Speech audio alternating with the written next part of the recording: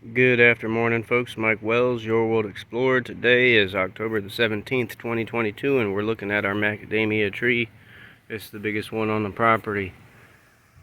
Now, we just had Hurricane Ian pass through here recently, so this is my first update video after Hurricane Ian, and we had up to, I think, 65-mile-an-hour winds. Had tons of yard debris down from all of these trees back here, but I've already removed most of it. But this macadamia has some new growth. We had a tremendous amount of rain, so anything that dried up and died out is being replaced with this new growth. So if you look closely here, you can see the dried up twigs.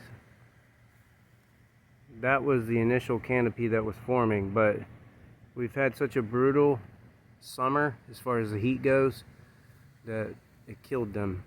But now we're heading into the winter and these macadamias are starting to look a little happier. Anyhow, thanks for watching. Don't forget to like and subscribe. That helps the channel grow. Stay tuned and I'll keep you updated on the progress of our macadamia trees. Have a great day.